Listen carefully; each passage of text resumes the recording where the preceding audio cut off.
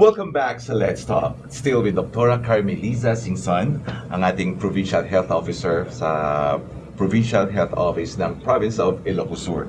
Doktora, let's talk about summer. Summer na tayo.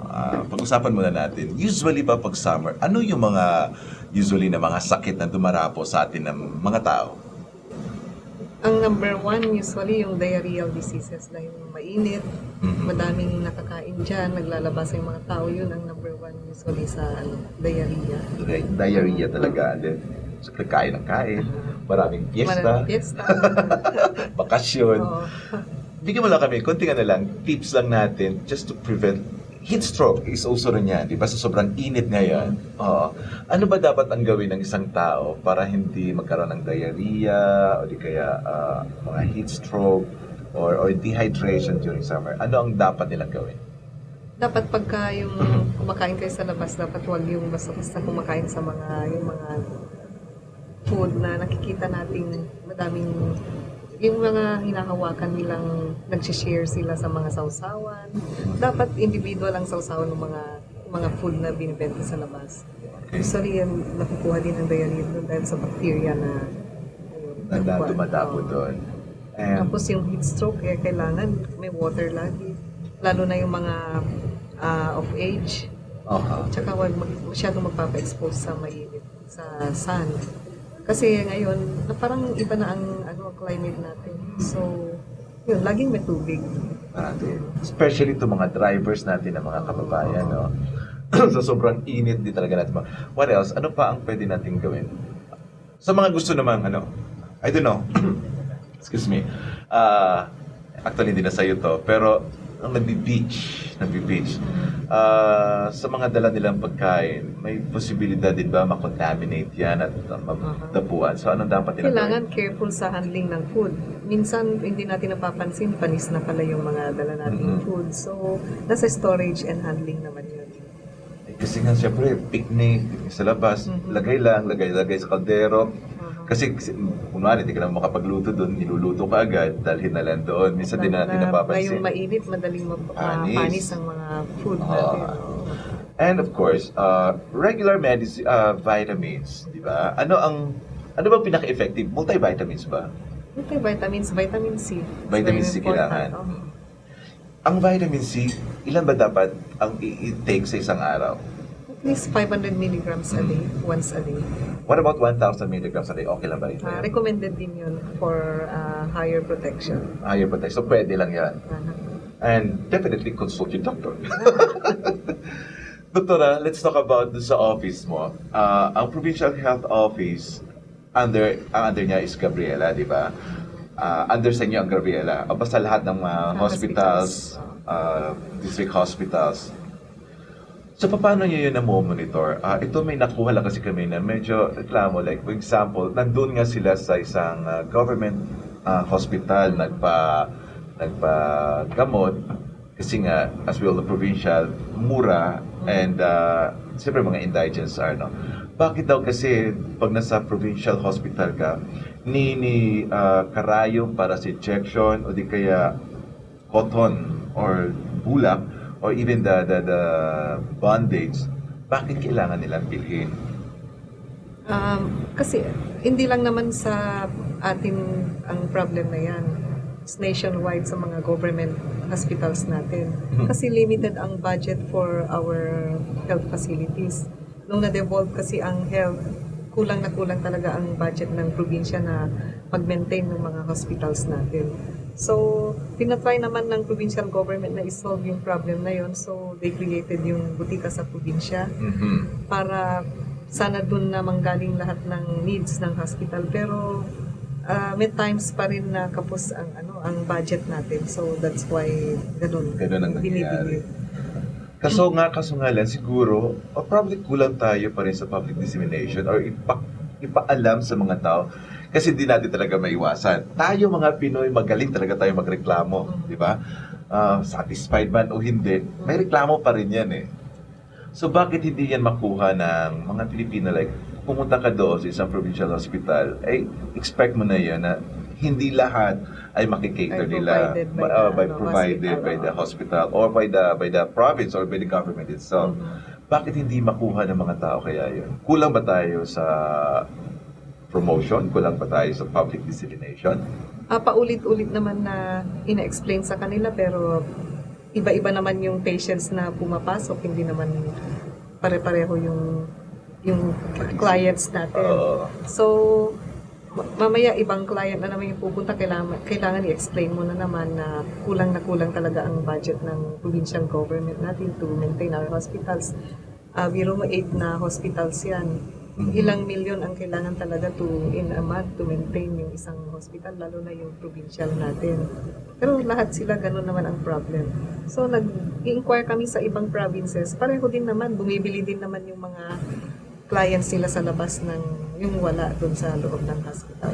Bakit kaya sa Pilipinas hindi natin mabigyan ng magandang budget ang health? Ba't hindi kayo mag-request, doktora? Like, for example, mag-lobby na dapat health to kalusugan ng mga tao. In other countries, they provide more budget para sa health. Di ba? Dito sa atin, parang hirap na hirap tayo kumuha ng budget. Bakit kaya? Bale, yung budget kasi for health, it's within the local government unit na yun. Hindi na manggagaling national yung tulong. So, nasa atin na yun dito na mag-produce ng amount to maintain our health facilities. Talk about maintain the facilities. Kumusta ng facilities ng Gabriela sila, ang ating provincial hospital dito? May improvement din kasi may mga manggagaling din na national or international agencies na magbibigay ng aid sa mga hospitals natin. So, ang Gabriela naman nakaka-avail din ng mga tulong from them. So, may mga equipments din na naibibigay dyan sa hospital. And yung capability ng natin, ng mga doctors natin, na-upgrade naman. Kasi madami na tayong specialist na invite po na mag-visiting consultants naman sa provincial hospital natin. Good. Na hindi na tayo kailangan pupunta ng Maynila or what, lalo na pag mga medyo delikado na mga cases na yan. May mga consultants. Minimize na ang referral ng provincial hospital natin sa San Fernando or Manila. Hindi na katulad nung previous years ago. Doktora, di ba sabi mo, like for example, let's talk about the PhilHealth card. No? Ang PhilHealth is just for the hospitalization lang. Makaka-avail lang. Di ba? Wala yan sa gamot, di ba? Pag lumabas ka, gamit ang PhilHealth card, hindi kasama ang medicines. Am I correct? Hindi, kasama ang medicines. Kasama ang medicines. Kahit bumili ka sa labas, i-reimburse ng PhilHealth. Kung if the hospital provided yung medicines, sa kanila mapupunta yung reimbursement sa hospital. Okay. Pero if you're the patient, tapos ikaw naman ang bumili sa labas, sa'yo mapupunta yung reimbursement. For medicines. Let's talk about the PhilHealth card. It's been the project ng lahat ng mga local governments dito na magpamigay ng libre na PhilHealth card. So, kumusta? Na-avail ba ng mga indigents to? Hindi pa naman lahat ng indigents natin enrolled sa PhilHealth. Pero we're coming up with a program, yung provincial government, na to enroll all our identified indigents through the National Household Targeting System. Yung targeting system na yan, ginawa ng DSWD. So, na-identify na nila yung mga indigents natin na unenrolled, mga more or less 34,000 plus. 34. So, ang plan ng provincial government natin, i-enroll lahat sila. Wow, okay. Kasama kaya ako doon. So, these are all indigents lang? Indigent So, families. pag sinabing in-enroll, so ang sagot lahat nun is ang mga PhilHealth, nila, tawag doon, yung mga arrears, yung kanilang monthly contributions ang magbabayad ang provincial government. Pagka na-enroll naman yung indigents natin, then they go to yung mga government hospitals natin for confinement. Mas malaking magiging income ng hospitals natin. So, mawawala na yung problem natin na lack of medicines, lack of supplies. Pagka lumaki ang income ng hospitals from PhilHealth. Kasi doktora, para bang ang hirap naman na nandun nga sila nagpa-confine sa, like example, sa isang provincial hospital, pero ang hirap-hirap naman kumuha ng gamot parati. Lalo-lalo siyempre pupunta doon. Campus nga Tapos lalabas pa sila, wala silang pambili. So, ang PhilHealth, malaking tulong yan sa mga provincial hospitals natin. Am I correct? Okay. Ano pa ang mga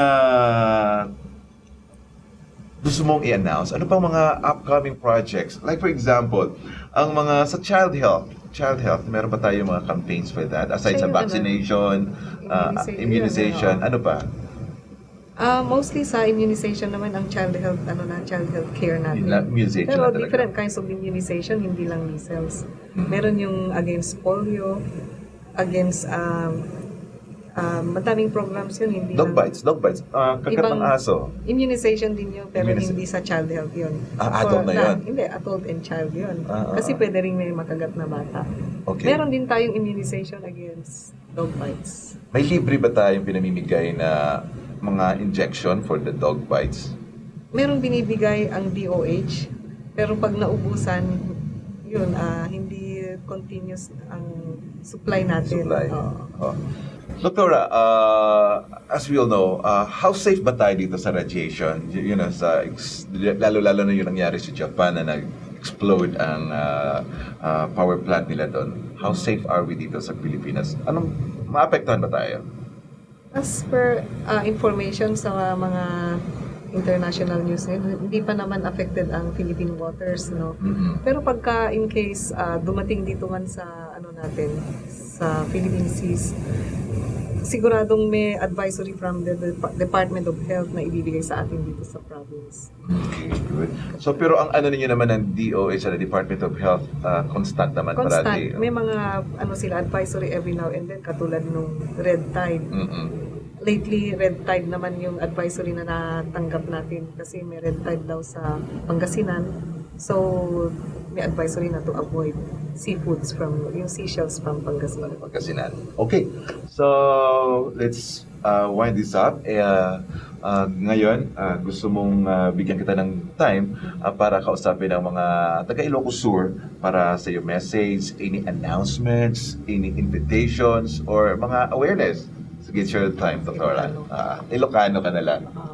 Pag malem kanyayo amin nga buy-buya ti dito stasyon Core TV. Ado ti programa ti Provincial Health Office nga isaysayang katmitata ket mesa detoy aramiden ti detoy Abril detoy nga aldaw i-launch tayo detoy measles rubella campaign ket awisen mi amin nga naganak nga handa nga mabuteng nga mangi pa bakuna di gitoy ubing nga agtawen ti siyam nga bulan ingga na nababang yung 8 nga tawen.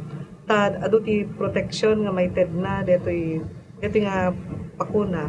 So ang kay nagbuteng no adari kiti umay agtugtog dita balbalayo tatay nga na detoy katapusan ti Abril awisen na kayo nga mangpabakuna ito ti.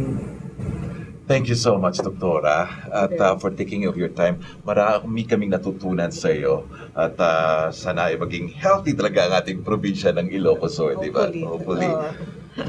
Mga kaibigan, yan po si Doktora Carmelisa Singson, ang ating pong Provincial Health Officer para sa Provincial Health Office dito sa probinsya ng Ilocos Sur.